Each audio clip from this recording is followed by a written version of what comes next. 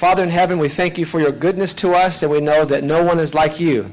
And you have blessed us with this abundance of knowledge, and you want us to put it to practice. So many of us know so much about well-being and how to be good stewards of our health, but the hard part is putting it into practice at times. So I pray that your Holy Spirit would enable us, empower us, that we may be good stewards and also encourage others along the way of life. In Jesus' name, amen.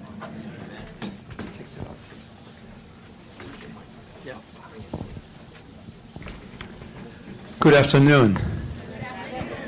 When I talk about obesity, when I talk about overweight, some people feel very uncomfortable because they know that someone is going again, create guilt feelings, concerns, feeling badly about in ourselves. So let me ask you the question, how many of you have ever tried a diet before to lose weight?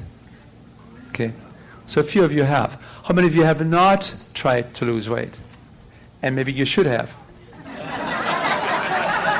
How many of you are worried that you perhaps need to gain weight? Okay, all right, you're in the right place because today I will show you a program that will eliminate all future dietary approaches as long as you do it reasonably well. And I call this weight loss the fail-safe formula. Am I promising you too much? Have I come across so far in our presentations as a credible person that is trying to live up to what I'm trying to represent? Well, then you listen very, very, very carefully. When it comes to managing overweight, we could spend weeks on it. All I can do today is give you a very slim view of a broad subject.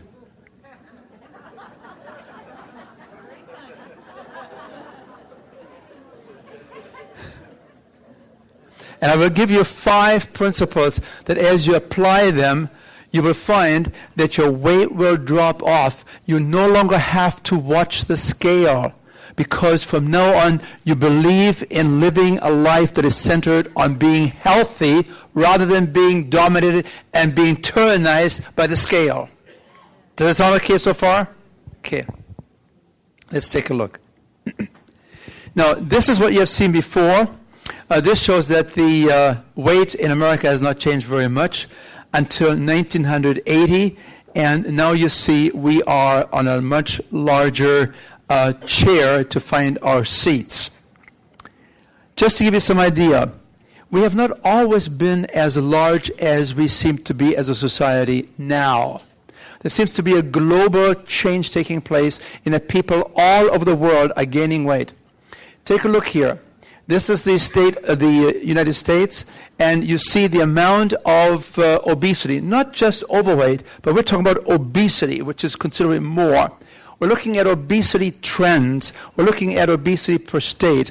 Here you see in the light blue color, that means 8% of the adults of these states are obese.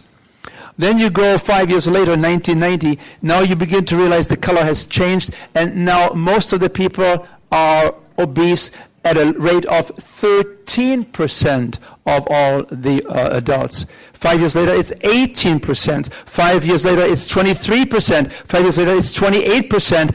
2010, now 33% of the adults are obese. What happened? What happened? How come people all of a sudden have gained weight? Did they put something into the water? What has changed? Has the gene pool changed? What has happened? And when you have obesity, you have to worry about, take a look. A person with obesity has 7 times more likelihood of developing diabetes, 6 times more likelihood of developing high blood pressure, 5 times more likelihood of developing heart disease, 4 times more likelihood of developing arthritis, 3 times more likelihood of asthma, 6 times more likely to develop sleep apnea, plus you're increasing the chances and the risk of breast cancer and prostate cancer and colon cancer and cervix. Obesity is a big issue. Obesity is one of the underlying issues of chronic disease. We're still arguing whether obesity causes these other diseases or whether it's a general marker of a general lifestyle that is causing all of these diseases, of which obesity is one of them. What happened?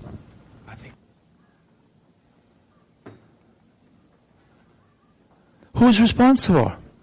I have some good news for you. Are you ready for this?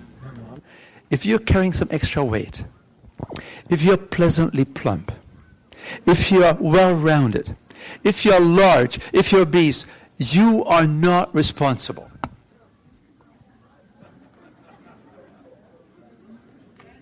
I thought you would say amen. How many of you believe what I just said? Do you think I'm setting a trap for you? I wouldn't do that, would I? Okay, let me rephrase it since I find a lot of unbelievers in this auditorium here. People that don't believe me. Okay, let me rephrase it. You are not exclusively responsible for being overweight and obese. How many of you believe this? Or most of you? Okay. It's okay. I don't know. Okay, it's okay. So we have now an agreement. We all have become believers. We're on the same team. We're allied, right? We're working together now. Okay, then if you are not exclusively responsible for being overweight, who has to take some of the blame? Who is contributing to the obesity that you're struggling with? Who is contributing to your extra pounds? Who's doing this? What is doing this? Give me some answers. This is your time. No. You got to raise your hand. Yes. Food industry, like what? They're selling too many tomatoes? No. What do you mean? Oh, processed foods. Okay, very good. Yes. Additives to the food. Oh, additives make you eat more? Oh, okay. They can addict you. Okay. Yes.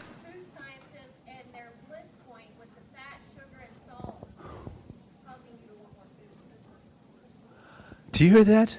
A bliss point that has been created by the food industry, that when you eat certain substances, such as you mentioned, salt, sugar, and fat, you develop this nirvana feeling. It's called a bliss point. Let's talk about that later on. I think you're on a very, very important track there. What are some of the other factors? A sedentary lifestyle. Okay, let's take a look at this. Sedentary lifestyle. Yeah. We're sitting in front of the screen too many times, too long, right? We should get up every 20 minutes. By the way, if you want to stand up in between the lecture here every 20 minutes, that's okay with me. Just don't walk out. Okay? So, some other factors. So you mentioned sedentary lifestyle, yes. What's that? Oh, willpower. Yeah, big people, fat people, they have no willpower. That's the problem. Is that right? How many agree with this? You don't have too many believers. We might have to rethink that issue. Right? Maybe it's one of the factors, but it probably is not a major factor. Yes? FDA. What do you mean by FDA? Food pyramid. What do you mean by that? I understand. What did they say?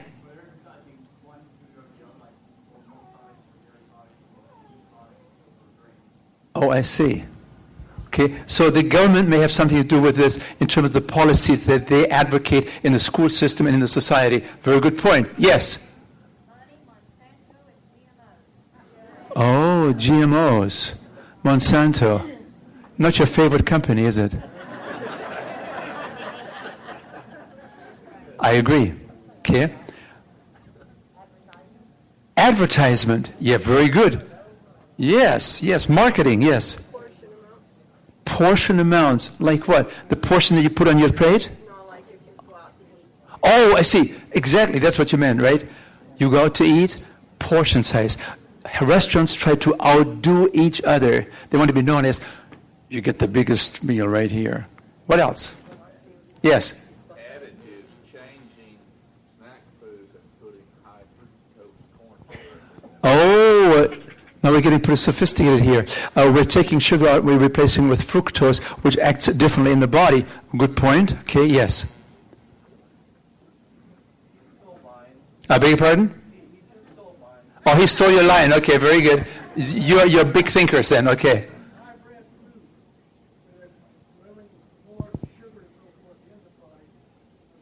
Yeah, that's exactly what this lady said earlier. You create a bliss point, but having the amount sufficient to create a pleasurable addiction that has to do center around sugar, salt, and fat. Is that what we talked about? Yes. Oh, more organic food? So more organic food causes more obesity? Oh, I see. The lady is suggesting if we would eat more organic food and more organic food and less of the regular food. Okay, very good. It's a good idea. Yes? I beg your pardon? Oh, is it really? It's more health. It's more expensive to eat healthy, so therefore we have to go to McDonald's. Okay. Well, let's keep that in abeyance. We'll talk about that a bit more, okay? So keep that sort of in suspense. It's a good point. Anybody else? Yes? Artificial sweeteners. Yes.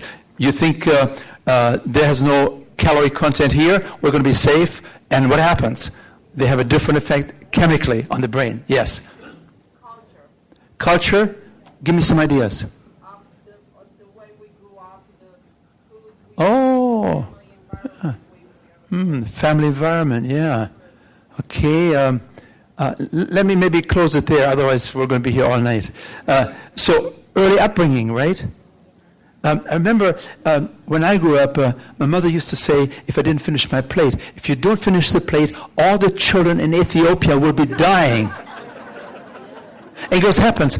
Now I'm 45 years of age, and my plate, I still have some food on the plate. I'm in a restaurant, and all of a sudden, something kicks in this special button. It says, eat up everything you have. Finish your plate, because all the children in Ethiopia are dying, and so you finish it, and you're a good boy. Right? The tapes are still there. Programming, right? How about being raised in a family where you don't have breastfeeding as the preferred way of doing things, and so the bottle is being shoved in? What happens there? You can create billions of extra fat cells in that baby. And you know, when that baby has these pouchy cheeks, looks like a hamster, isn't she cute? Oh my. And we don't realize you have just created probably billions of excess fat cells, and these fat cells will stay with the person as an adult, and they'll be like a vacuum cleaner sucking up the energy that comes into the system. So there are many, many issues here. We begin to understand this already, right? What about the idea of genetics? It runs in families, doesn't it? Okay, I had this lady in the audience, and she said, "Sir, I do not agree with you." She was very adamant about it. I mean, I could almost feel intimidated. She said, "This is wrong. My father is obese. My mother is obese. My grandparents are obese. I'm obese. My husband is obese. My children are obese. It runs in the family. It's genetics. There's nothing that you can say about this." I said, "Well, what could I do? I'm a nice person. Try to be a nice person." And I said, "Would you mind if I ask you a personal question, or shall we discuss it maybe later on?" "Be my guest, do it right now." Okay, come on. And so I very softly asked her the question. So it runs in your family, your father, your mother, your grandparents, your children. Do you happen to have a dog?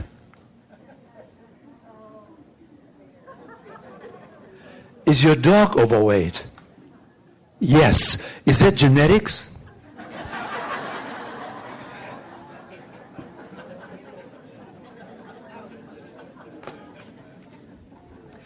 We're beginning to realize more and more that it's not so much the genes that we pass on that contribute to obesity, but the recipes that we pass on from one generation to the next.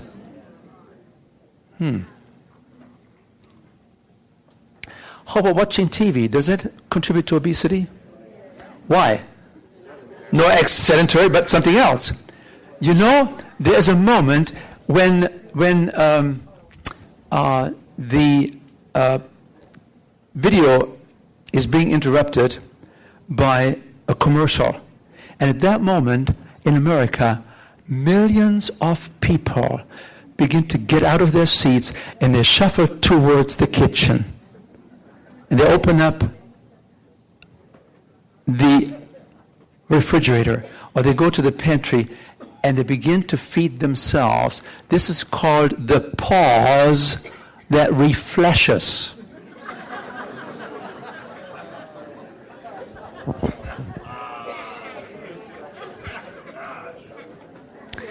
We already talked about the fact that we have LSD in our society, labor-saving devices. In the old days, we didn't have these heating blankets. Now you have heating blankets. And in the old days, the body had to produce energy, heat, to warm up the body, to stay warm under the covers. Now the heating blanket is doing that. Because of that, we can gain 8 pounds a year. In the old days, we used to have typewriters. We had to really push the keys. Today, we have computers. We are increasing our weight by 12 pounds. Just because of that, labor-saving devices. Let me ask another question. Why do people eat? Come on, help me out. Raise your hand. Raise your hand. Why do people eat? Comfort. Very good. Why do people eat? Hunger? Yeah. Well, that's an obvious one, isn't it? Yeah. Hunger. We must be very hungry in America because we eat all the time, right? Yeah. Yes. It tastes good. Okay. Food, taste. Excellent. Yes. Why do we eat? Habit. We eat on cue, right? It's 12 o'clock. Okay. It's 6:30. We're going to eat. Yes. Back there. Boredom. Really? Yeah. Let's talk a bit about emotions. Do people eat because of emotions? Is it big time? Very big time. You celebrate with food. You are sad, you celebrate with food. The hockey game didn't end up the way you wanted it, so you're sad, so you drown it with food. They win the game, what happens then? They also, we eat for every occasion. I mean, we have a baby born, we celebrate with food, usually worst food. Somebody dies, we celebrate with food, the worst food. It's true, isn't it? We have weddings. I mean, these are very healthy meals, don't they? Small wedding cakes. Yes? A lot of time, appearance draws you to eat things. Something looks good, even though it might not be good. Yeah, parents push you, yeah. The school food we can talk about. Let's talk about emotions a little bit more, okay? Emotions. Because that's one of the big factors that draws us to food. Boredom, excitement. What else? Depression, sadness. Somebody mentioned boredom already. Loneliness. Stress. Yes. Yeah. This lady was in my audience, and I asked her a very question. He said, I'm upset. I'm upset with my husband. He's a dentist, and it's wintertime here in Canada, and he is in Hawaii. I'm mad. I'm freezing my buns off. Why didn't he take me along? Well, why didn't she ask, right? But so she's all by herself, and she's upset. And she said, it's close to 11 o'clock. I'm getting to my bedroom, and I begin to disrobe. I stand in front of the mirror, and I face the naked truth. And for a second, I let it all hang out. And I'm so scared. And you know what I do next? What do you think she did next? She turned the lights off. So she turns the lights off, and then what she do? She opens the door, and she goes downstairs to where? Kitchen. You know these things, right? You know those tricks, right? Yeah. And then what happens the next morning? First of all, she goes to bed and she's happy. She gets all the things that are there. The ice cream and all the toppings that she can find. Everything. And she tops it off with a maraschino cherry. Now I feel good about it. She goes to bed. This man of mine. Why didn't he take me along? She's angry. But she's beginning to calm down because she's soothing her anger with the sweetness of the food. Right? Goes down very nicely, smoothly. Next morning, guilt. I had made a decision, she said, to lose 2 pounds when he was gone for that 10-day convention in Maui. No, I can't do it anymore. And she kicks herself. And that's exactly what happens. You look for short-term satisfactions and you have long-term distress.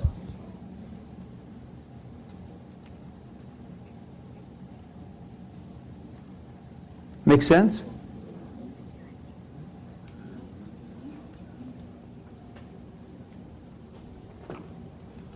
What can we do about emotions?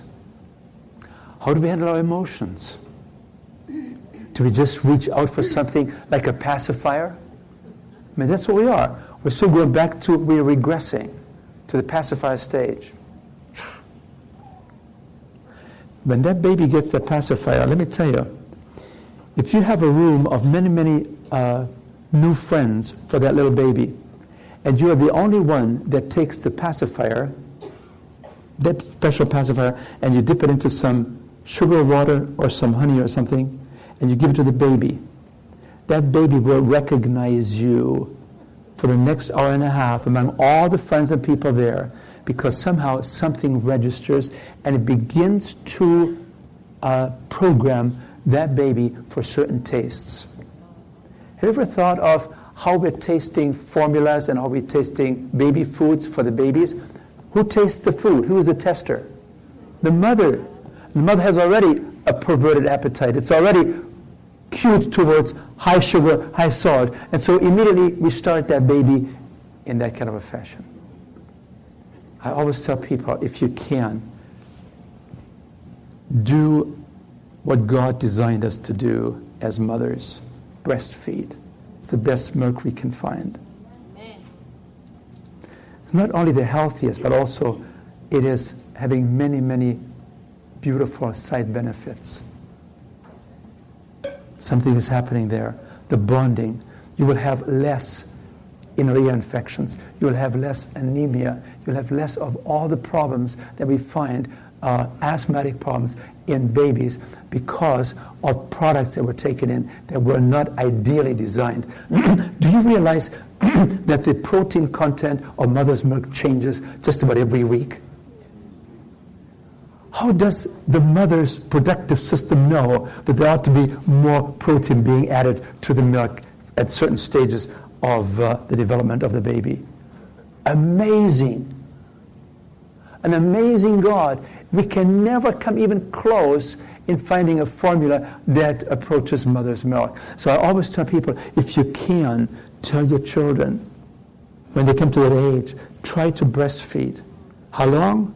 6 months, 12 months, 2 years, until the teeth get too sharp.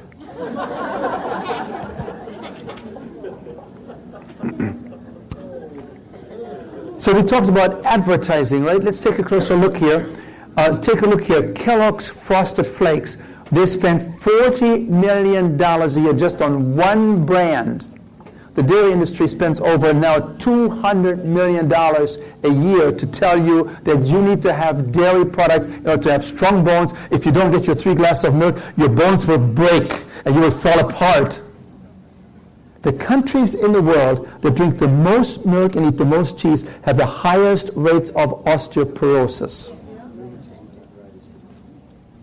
Now, so then you have McDonald's, and this is actually several years old. So this is probably over $1 billion in advertising. They spent $1 billion to seduce you, and they tell you, you can save money if you eat here at the Golden Arches because healthy food is too expensive. Right? Right? We have what it takes to create happy times.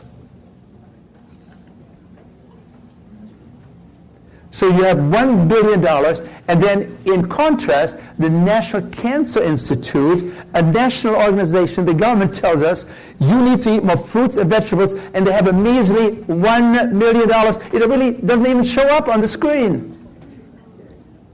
$1 $1 million is being spent by the government to tell us as consumers, eat more fruits and vegetables, versus McDonald's alone, which spends $1 billion.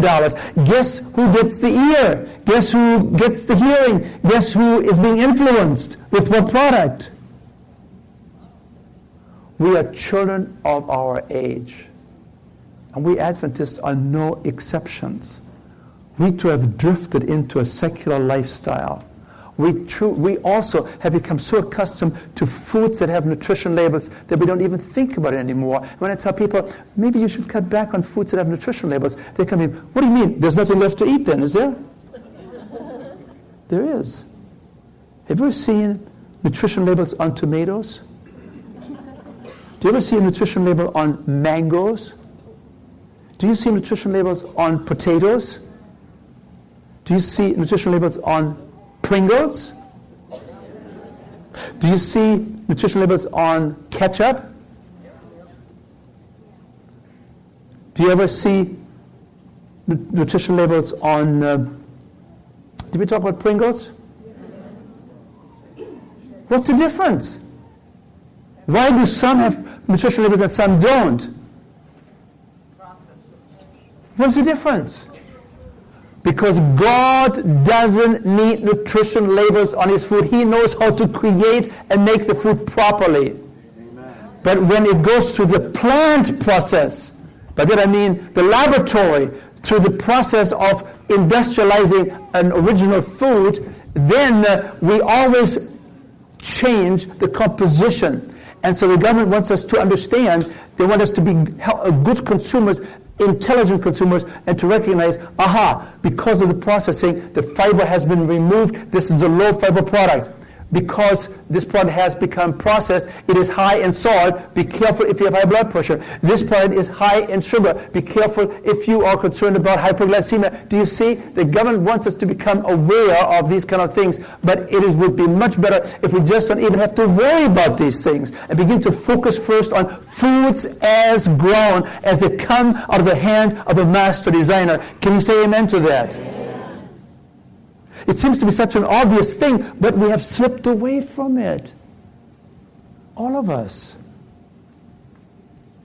True, isn't it? It's easy.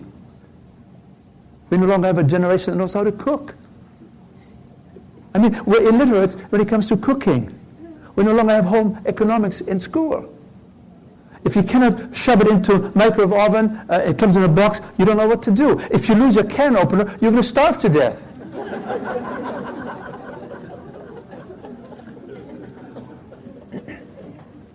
And so here is this book by a very well-known author, winner of the Pulitzer Prize, Michael Moss. He wrote a very outstanding book called Salt, Sugar, and Fat. I highly recommend it. It came out about 3-4 years ago. It's absolutely important reading for all of you. And here you see this meticulously researched book tells the chilling story of how a processed food industry is making a fortune by slowly poisoning an unwitting population. Many of these large processing food companies are owned by Philip Morris. Who is Philip Morris? The tobacco industry. Do you think the tobacco industry knows something how to addict people? How to habituate people? When they bought some of these junk food companies, when they bought these processed food companies, they knew exactly what to do. The first thing they did as an industrial group, they said, we need to go to the brain research centers, and they gave them the orders. Tell us how much sugar do we need to put into this product to create a bliss point. Bliss point means you taste that chocolate on your tongues, and within less than a second, the brain is being alerted in the pleasure center. This is good. And you cannot stop until the chocolate is gone. Most people are that way. The bliss point. Then they found out if we put enough fat in a product, it creates what they call a mouth feel. And when there's enough fat in a product, it becomes very pleasurable. It sends a message within less than a second to the pleasure center of the brain. It says, it's good. And you reach out for the next Pringle. You're helpless. It's virtually impossible to do anything else. And when you have that salt, if you have the right amount of salt, again, you have the same habituation taking place. If you take rats and you allow rats to choose between heroin and sugar, they will choose the sugar. We have underestimated the power of the addictive potential that these additives have that is added to processed foods. I had a pastor coming to me, and he said to me, why don't you tell people to pray about this and to become strong in the Lord? I said, I don't believe in that. You don't? I don't believe in prayer when you have the food in front of you. I believe in prayer when you go to the store. Amen. That's when you pray. Lord, help me. Because as that food screams that you take me and I'll make you happy, and you put it into the trolley, into the cart, what happens next? You bring it home, you're going to eat it. So the time of prayer and where you pray is very, very important. Okay? So let us be aware that it's not that easy just to say, just be strong in the Lord, just pray about it. Folks, it's too late. When you bring the food home, it's virtually impossible not to eat it. So let us be aware that prayer has to be done at the right time, in the right spot.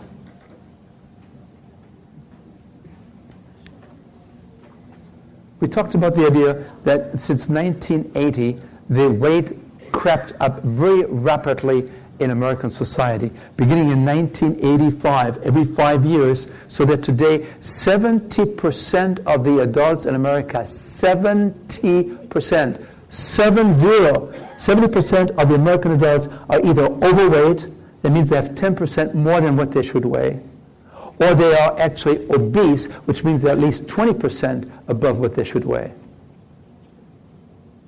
Do you know what you should weigh, or would you rather not know? Should I give you the ideals? Now, the ideals come from the Metropolitan Life Insurance Policy, a whole company, that determined who is at the highest risk of dying young and who is going to live the longest, because that will determine what we're going to charge these people. And here's what they found. This goes back to 1959. And they found that for every 5 feet, this is for men now, for every 5 feet, you get 100 pounds. For every inch above 5 feet, you get an extra 6 pounds. So if you have 5 feet 10, what should be the ideal weight be for that person? Can you do the math? 160? Yeah, 160 pounds. I said, my goodness, I look like a skeleton. Because we're so used to looking large that we look at people that are sort of the slim side, oh, he's kind of scrawny looking. Health, that's the way to go. Women, do you want to know what you're supposed to be? I mean, I don't want you to get upset with me.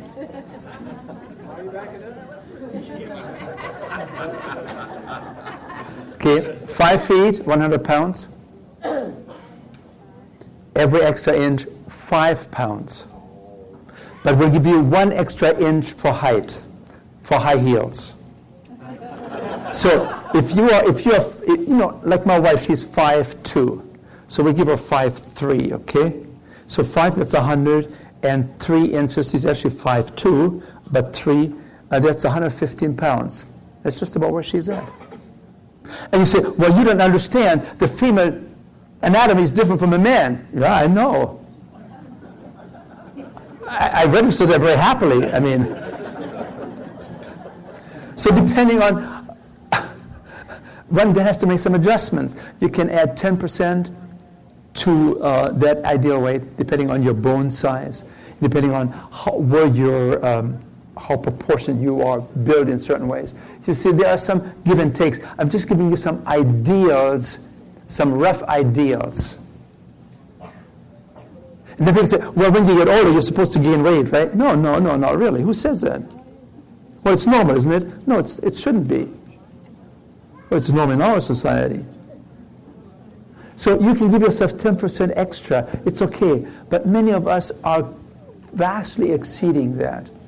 Remember, we're not talking about what the government today suggests are the ideal weights, because they didn't want to have America go into a national depression. So every 5-10 years, they allow the normal, the ideal weight to creep up a little bit more and more and more. They have these BMI values and so on. The only way, if you really want to know what your ideal weight is if you go into, well, there are different ways to do it, but one way to do it is you reach out to your left side, lower rib area, and you take your thumb and your index finger, and you take one of the folds of skin that you have here, and then you take a look and see if this is more than 1 inch. You have to squeeze harder.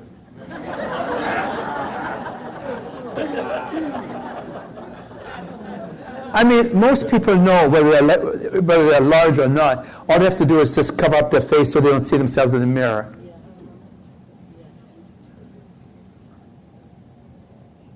Take a look at yourself. And don't suck it all up.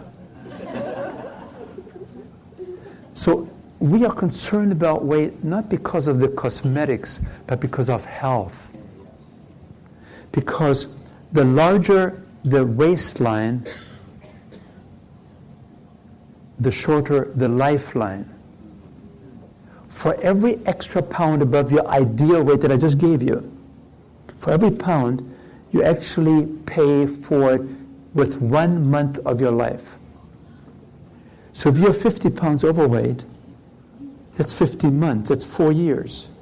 Plus you have to worry about all the quality of life issues, these sicknesses, the morbidities that you have to worry about. So it's a big issue. But let's take a look here at what we can do about this. Dietary trends, you see McDonald's big time, and this is the American diet, where 50% and plus comes from processed foods, 35% of the calories comes from animal products, and only 14% of the calories that we consume in America today comes from food that God prepared for us. I sometimes wonder how a creator thinks about an extraordinary product developed with great care, and then the consumer, I don't need it. You are a painter. You have just produced this beautiful painting. You have worked very diligently. You have thought about this. You have come to a point where the aesthetics are just beautiful. The colors are right. Everything is right. And you give it to a very special person. And that person doesn't know that you think that you are special. To you, that's just a regular person. He gives you one of his creations, and you put it in the garage. God, the ultimate painter, God, the ultimate creator, the ultimate creative source. We are special to him, and we discard him. Pass on the burgers. Pass on the steaks. Pass on the Pringles. And the Creator looks on. And then they pray over this food. And they say, dear Lord, bless this food.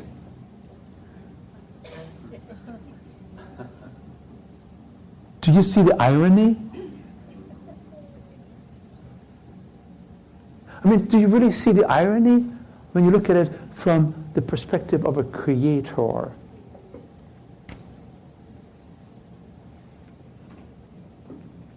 So let's think about this just a bit more. Energy and LNG balance. You know, if you put more money into the bank account than you withdraw, what happens to the bank account? it grows. The same thing is with calories. You put more calories into the system, then you withdraw, then you see a ballooning, the bank account gets larger. And what happens with the human body is the energy, the extra calories, they go usually into a central fat bank. It's usually right here, central fat bank. And after a while, as we don't make enough withdrawals, that bank becomes overloaded, and it gets more and more, and it cannot handle it all, and it sets up branch offices all over your body.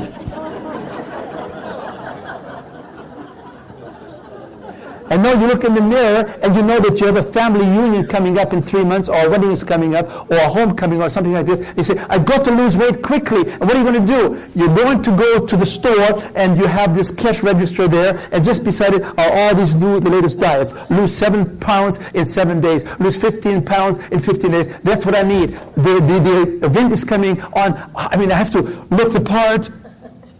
And you fall into the trap of the merchants of misery, because that's all you get out of these kind of approaches. If you want to lose weight, don't use a short-term solution for a long-term problem. But set a goal and say, I want to lose 1 to 2 pounds a week, and I want to eat as much as I possibly can and lose weight and be healthy. And I'm not even worried about the weight. I'm just going to be eating for health. And when you eat for health, the scale will take care of itself. Amen. Don't be tyrannized by the scale. Particularly if you're premenopausal and there's certain things that happen there, right? Yeah. And you're holding water, you're holding weight, and you say, it's not working, and you become frantic. No, just relax. Eat for health, and the scale will take care of itself. So whenever you have 3,500 calories accumulated, more than what you need to have, then you have put down 1 pound of fat. Are we clear on that one? So if you have a piece of apple pie, and it's more than what you need for the day, and that apple pie, that slice, is 500 calories. It's not even a la mode. It's just a simple piece of apple pie. 500 calories, one slice, more than what you need for the day. At the end of 1 week, how many calories will you have added as a surplus? 3,500, which means you have gained 1 pound of yellow fat on your body because of that one extra piece of apple pie.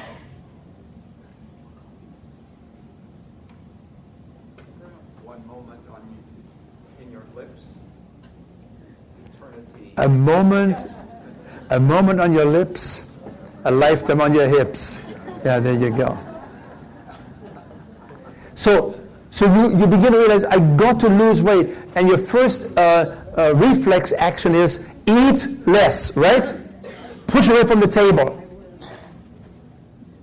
And so what do you do now? You cut back on serving size.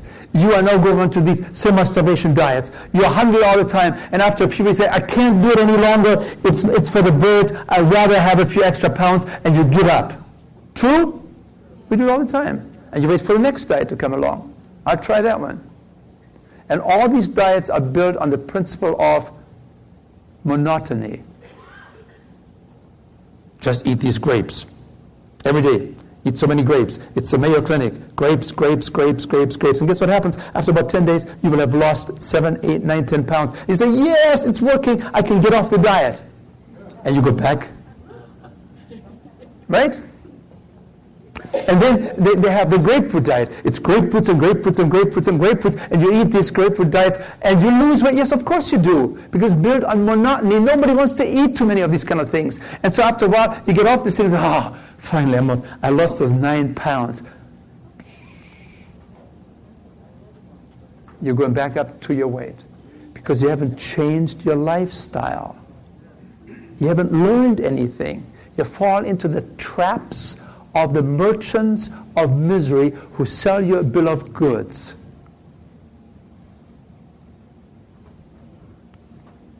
So then you say, well, I can't do it with diet.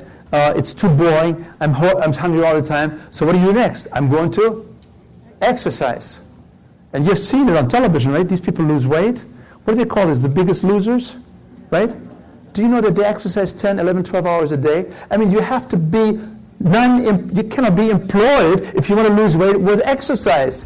You have to go on vacation and just exercise and exercise and exercise. You have to become unemployed to lose weight. You cannot lose weight by exercising, contrary to what many people believe. Let me give you an example. I have these two ladies coming to me. They're in their 70s. They're my age. And they said, sir, this is in Loma Linda. We'd like to lose some weight. I said, that's a great idea. And I said, do you want to change your diet? No. Or what do you want to do? We want to exercise. Oh, good. Can you give us an exercise program? And I know exactly how many calories you burn when you walk 1 mile. So I can give them a program. It says so many miles you have to walk every day, and after so many months you will have lost so many pounds. It's a mathematical formula, no problem. So I tell them, I said, I want you to walk from the medical center at Loma Linda. We want you to walk to Stater Brothers. That's sort of a grocery store there. It's about 1.1 mile, and then you go back, and it's about 2.2 miles. That's a great program. And I like you two ladies to always do it together, so there's some accountability. Okay? Yes, sir. After 4 months, they come back, and they said, sir, it doesn't work. We have gained weight. I said, did you change your diet? No. Are you exercising every day? No. What do? We exercise 5 days a week. I said, that's good enough. So you're exercising every day. And every day you go from the medical center to Stater Brothers, you turn around, and then you go back there, which is 2.2 miles. Yes, sir. Right? Yes. They're truthful. I said, I cannot understand this. Now, let me see. So you start at the medical center, you walk 1.1 miles, and then you turn around at Stater Brothers. Do you go inside? Yes. And what do you do there? You just look around? Oh, we have been so good. We just walked 1.1 miles. We have that Krispy Kreme donut.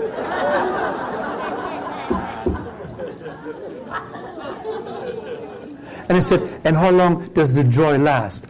Oh, about 5 minutes, but it's good. I said, you know, that Krispy Kreme donut is 410 calories, and you're burning 220 calories every day by going back and forth, right? So actually, every time you take a walk and you stop there, you actually gain 200 calories every day because this Krispy Kreme. Is it really worth it? And one lady says, oh, yes, doctor, it really is.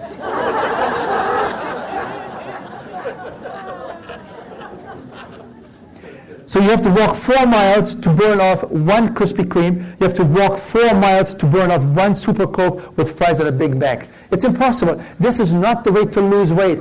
You exercise, you do something for yourself in terms of moving your body, not because you want to lose weight, but because that's the law of life, and you feel good, and you keep your muscles and everything in shape. That's why you do it. And you have a little side effect there. Yes, it burns a few calories, and it sets up your metabolic rate a little bit differently, but it's a minor effect. It's much easier to let go of the Krispy Kreme donut.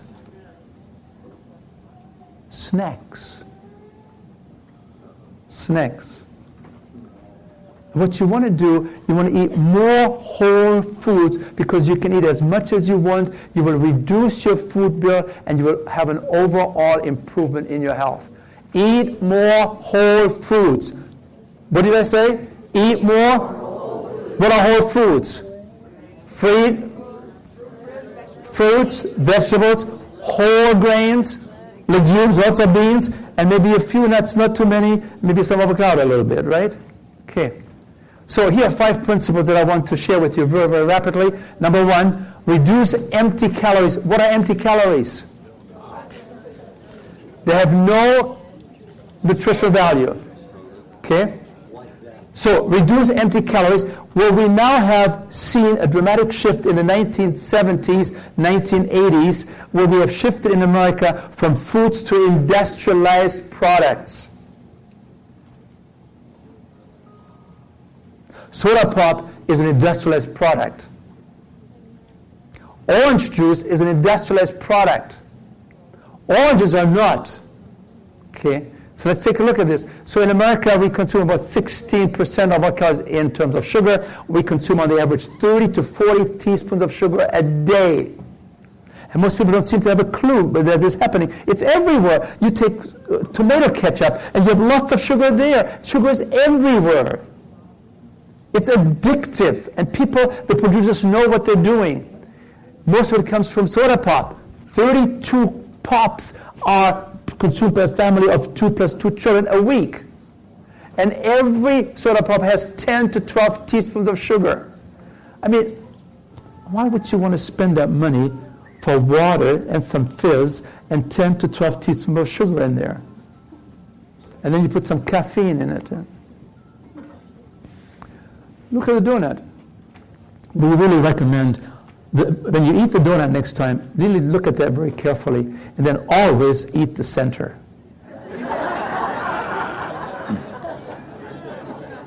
And then people say, yeah, you can buy these donut holes now too. Yeah, right. So this is one piece of German chocolate cake, 15 teaspoons of sugar, banana split, 25 teaspoons of sugar. This is what we give our grandkids. God help us. This is not a cereal. This is not a grain. This is a candy.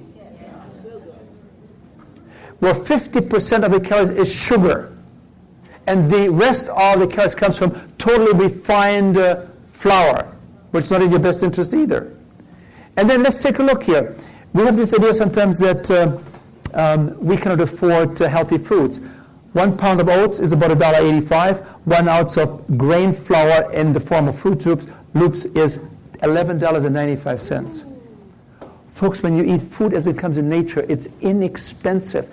And it is so cheap that you can even afford mangoes, especially right now when they're in season. It's a great time right now to buy mangoes. Okay? So sugar. Then you have fats and oils. That's another 20%. No nutritional value. Did you hear me correctly? No nutritional value to these oils.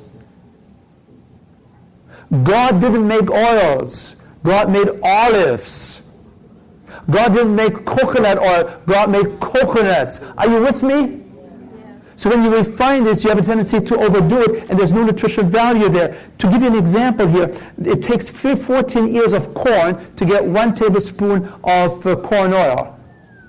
Now, if you wouldn't have these industrialized manufacturing processes, you could never eat 1 tablespoon of corn oil equivalent, because you would have to eat 14 ears of corn, and I dare say nobody can do it in 1 session. But you can easily get 2 to 3 tablespoons of corn oil in a German potato salad. True or false? So you see, when you industrialize it, it is much easier to overdo something. That's the problem. And there's no nutritional value there. And then when you have the corn oil, then you make corn chips. This is just 9 ounces, a little bag. And this is now 1,450 calories. That's half a pound of fat on your hips. And you can eat those in 10 minutes or less. And some of you just inhale them and they're gone. And then you say, how come I'm gaining weight? I'm eating like a bird. Something is wrong. It must be in the air. No, it's those snacks. The larger the snacks, the larger the slacks.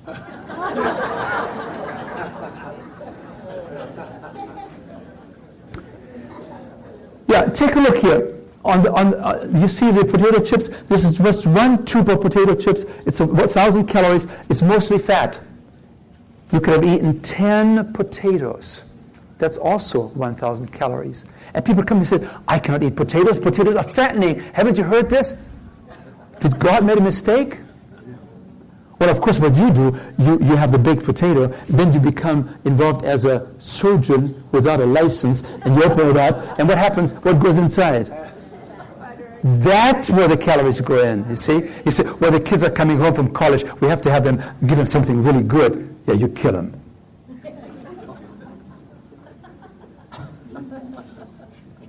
We have to think differently. And you say, well, what am I supposed to do with the potato? Well, I told you the other day, what do you put on top? Yesterday's lentil soup. Because you want something moist, that's what you want. That's why you put butter in. But butter is pure fat, it's pure calories. This is a beautiful video that is turning into a silent movie right now. So we don't have the sound, but that's okay. This is what we do. Fats And sugar combinations, that's what candy is. It's sugar and fat. No nutritional value. So now then you have alcohol that some men consume. So if almost 50% of the calories that we eat in America, half of all the calories that we eat have no nutritional value. We're overfed and we're undernourished.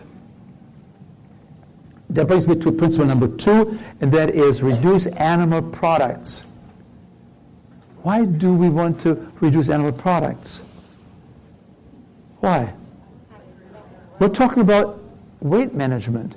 You cannot lose weight and keep it off unless you let go of animal products. Why? Because animal products are high in fat. I have no axe to grind,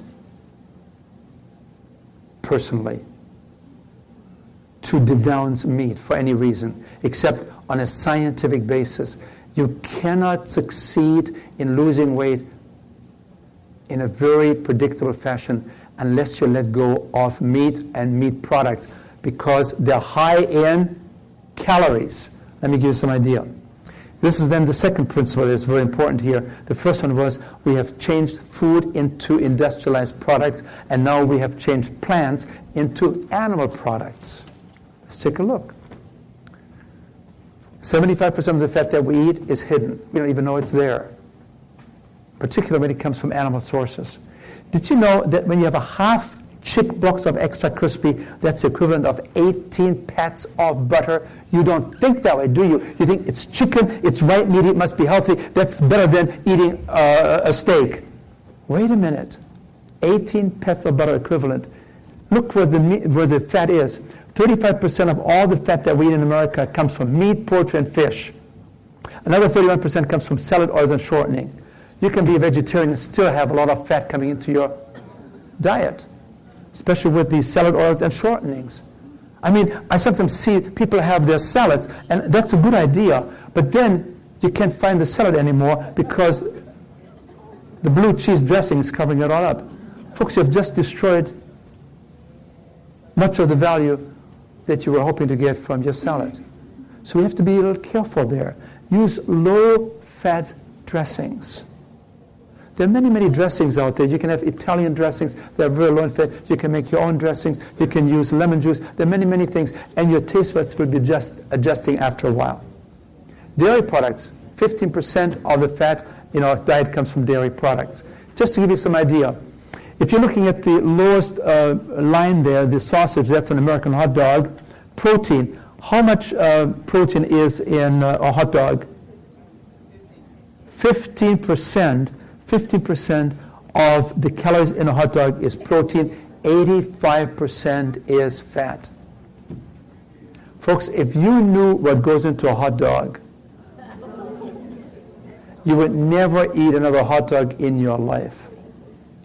Because everything that you cannot sell goes into those skins. Then you have the sirloin steak there. You see it? The protein is about 25, maybe 30%, and the fat content is about 70, 75%. This is a high-fat meal. It's difficult to lose weight when you eat these kind of foods. So when you think about meat next time, do not think protein. Think fat. Because protein is what the industry has managed to sell us on. We have to be concerned over the excessive amounts of protein in the American diet. We only need 50, 60 grams of protein a day, and even that has a safety margin in it. Most Americans take from 100 to 130 grams of protein. You're a vegetarian, you don't have to worry about getting enough protein if you get enough food into the system. I mean, even an orange has 1 gram of protein, not that that's a lot. When you have beans, you have lots of protein coming into the system. You don't have to worry about ever again, if you move towards a vegetarian diet, that you could possibly become protein deficient. Believe me. Amen. Worry that you take too much protein, which is directly associated with the burnout of the kidneys and kidney disease, which is on the rise in our country big time. What about cheese? There you see it listed there. What about cream cheese? Cream cheese is 9% protein. Cream cheese is 90% fat. Cream cheese is 90% fat. You might as well use Vaseline. You say, well, it doesn't taste the same. Yeah, I understand. You have cheese. Cheese is 70% fat, and the cheese that we eat is mostly saturated fat. Cheese is the number one source of saturated fat in the American diet today. Cheese causes more increase in cholesterol than any other food group. And somehow, didn't we have sort of a suggestion made to us in inspired writings that perhaps the time will come and perhaps we should let go of cheese? Are you familiar with that? There are many people out there that are not of our persuasion. They say the time is here to ban cheese. We need to cut back on cheese. And then people say, well, what happens to the pizzas? Well, that's a great idea. Let it go.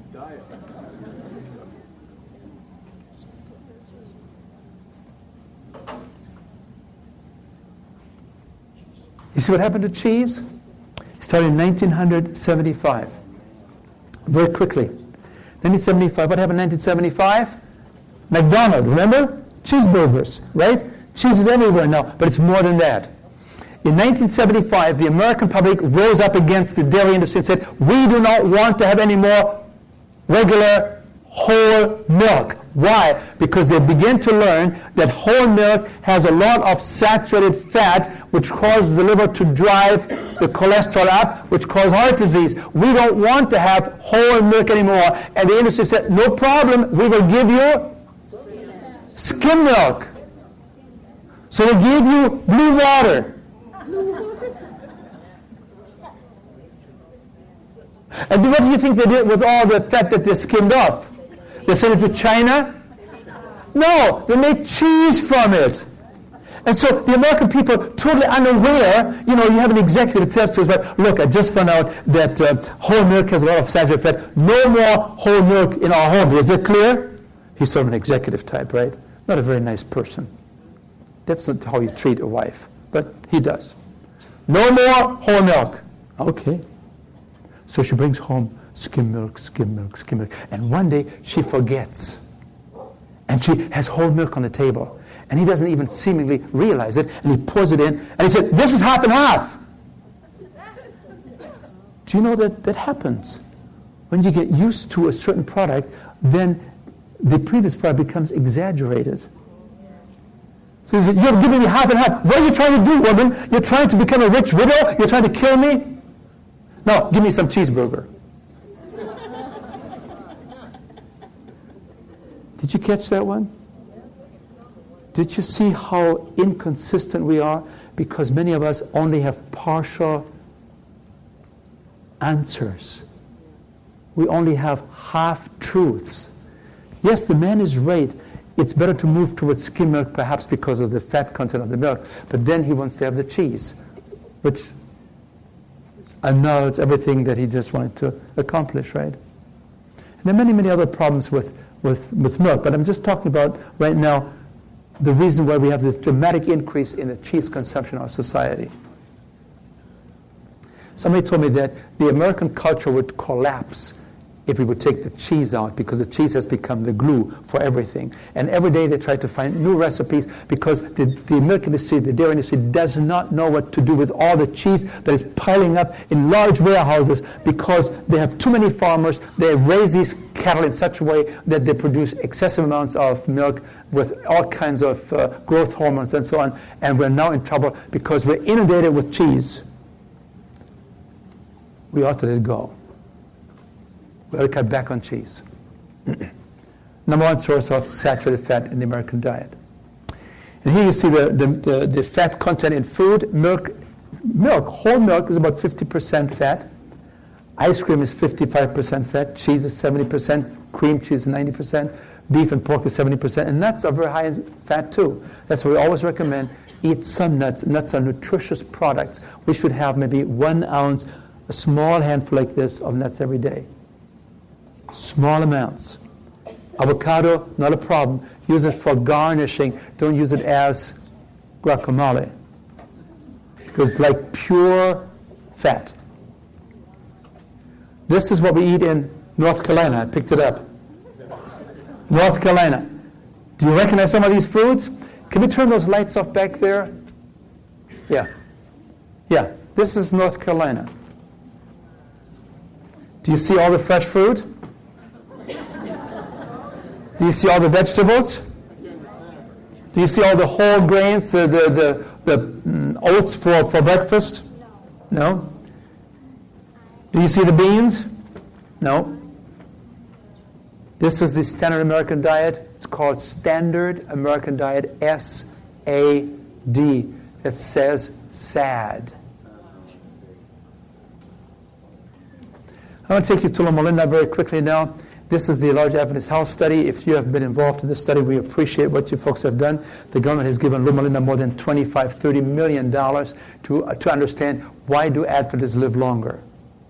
And as you know, Adventists are known not to use alcohol. They're known usually not to use tobacco. They're known usually not to use, or used to use caffeine. And they live a very homogeneous lifestyle. They all go to church on Saturday. They're fully religious people. They're good people. They have a good social network. They're people that have a certain lifestyle, which is a wonderful lifestyle. But among the Adventists, there are 5 groups of dietary subgroups. You have the vegans, that's about 10%. You have the lacto-ovo, that's about 30%. You have the fish-eating vegetarians, that's 10%. And then you have 50% of the Adventists in America and Canada. 50% of them are meat eaters. 50% of the Adventists are meat eaters. Now, meat, especially processed meat, has been identified as being a carcinogen by the World Health Organization. I mean, even if we don't want to listen to inspired counsel, we should listen to the World Health Organization that says there's a direct relationship. The more processed meat, the more colon cancer you can expect. We're playing Russian roulette with our lives. Just to give you some idea, when it comes to weight, can you see this here? Yeah, the red one here. These are Adventist meat-eating women. On the average, they weigh 180 pounds. These are Adventist women that are pure vegetarians. These are all the different subgroups in between. These, well, we call them pure. I don't like the word vegan. These, yes, if you want to be technical, that's right, that's vegans. I don't even like the word vegetarian, because the moment you talk about vegetarian and vegan, you close up. So when we talk in the CHIP program about a healthy diet, we talk about an optimal diet. We talk about a plant food-centered diet of whole foods. Did you get that one?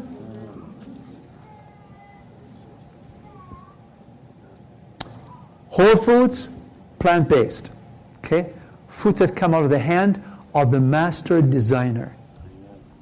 Adventist women that want to lose weight, if they could shed the meat consumption, they could easily move in this direction here very easily over time. For men, the relationship is very similar. Adventist men that are meat eaters, on the average, weigh about 32 pounds more in North America than those that are in the green category. So if you wanted to lose weight, what would be the best color to choose? Green. Green is right. Be a little careful with nuts, because you have 1/2 pound. Look at this. This is just 10 ounces of Planters mixed nuts.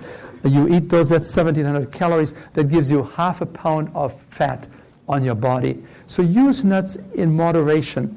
The inspired counsel is very clear. She always says moderate amounts of nuts. They're nutritious, they're sound, but don't overdo it. 6, 7, 8, 9 nuts, something like this. You don't have to be a bookkeeper. I had a lady one time, right here, 25 years ago. She was here, I spoke here, and she said, what about sunflower seeds? I love sunflower seeds. Are they high in fat? I said, yeah, sort of, yeah. That's where you get sunflower oil from, right? She said, how many can I have? I love those. And I just sort of said, jokingly, 13 every day. She called me up a year later. She said, sir, I've been eating 13. I count them every morning. So when it comes to food refinement, remember, the closer you buy and eat the food as it comes in nature, you are off. If you have apple juice, look at this. That's the same, 1 glass of apple juice is the same as 6 apples. You can easily overeat on apples, can you? No. Can you easily overdo it on apple juice, calorie-wise? Yes.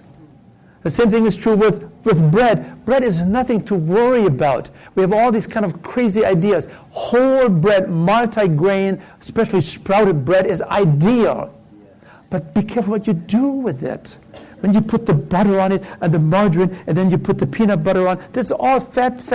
Then you put the jam on top so that it slides down the chute a bit easier. Folks, that's how you get the calories. So third principle is then eat more whole foods. Number 1, reduce empty calories. Number 2, reduce animal products. Number 3, eat more whole foods. And you say, what are whole foods? I talked to you about this before. Fruits, whole grains, legumes, vegetables, and nuts. And please note, all of these are very, very low in fat except for the nuts. This is how God made it. These are the powerhouses of nutritional concentration. Fruits, whole grains, legumes, and vegetables. These are the foods that God wants us to zero in on. And when you do eat these foods, you can thank the Lord for providing you again with blessings. Just to give you some idea, 1 slice of apple pie, it's about 500 calories. You could have eaten 5 apples.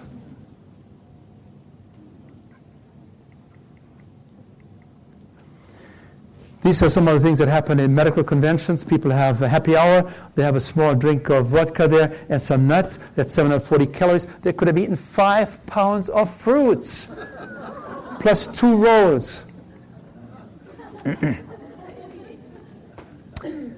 These are foods that are high in nutrition and low in calories. You say, no more cheeseburger? No, you can have your burger if you want to. It's 1,000 calories, but make it a portobello burger with eggplant. It's only 250. You have to make choices. We can have choices out there now. And this is a very important slide here.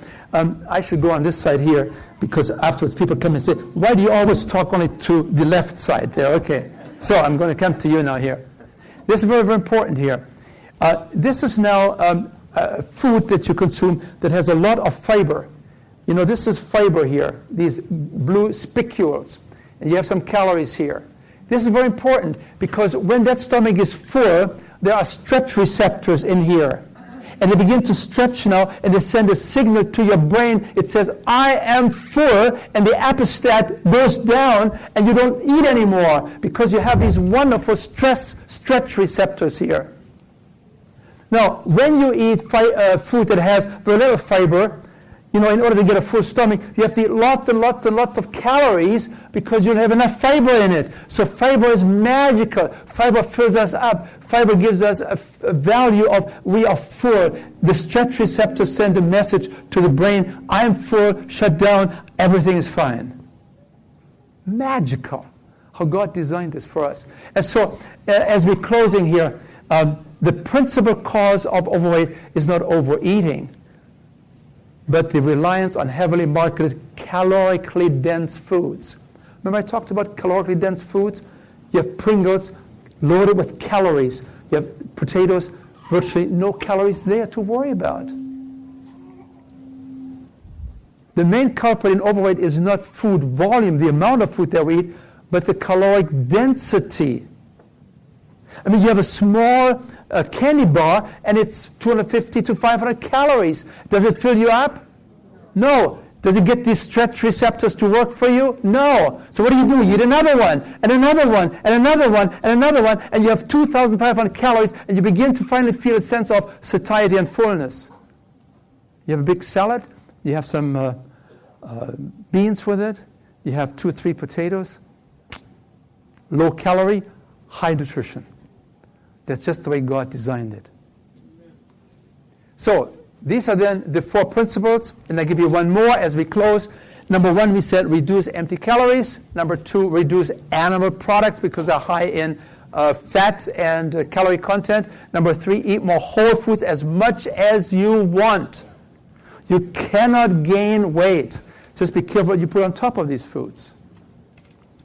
Number 4, increase your daily exercise, not because you want to lose weight, but it's just the right thing to do. And then number 5, I need to tell you about this here. So we want you to eat more and exercise more. But number five. I have to tell you about my daughter. I'm a proud daddy. She has a wonderful mother, and that's why she's so good. She's a PhD, psychology, and she said to me one time, she said, "Daddy, you're doing it all wrong." I said, "I beg your pardon?" She said, "Daddy, you're doing it all wrong." She said, "Daddy, you put these very heavy women and men into the CHIP program. Wrong idea." I said, "Carmen, they need it more than anybody else." She said, "No. Do you realize," she said, "there's an ACE score, ACE, that stands for Adversive Childhood Events. Adversive Bad Childhood Events. ACE." She said, "The higher the score, the more overweight these people are." I said, "How do you figure?" She said, "Dad, for people that have been abused, especially as young people, they had these aversive childhood experiences. Oftentimes sexual abuse, to them, to be overweight is protection. And you want to take it away from them? Dad, remember, 80% of these very heavy people are usually somehow been abused by husbands, by uncles. Dad, it's a very sad picture.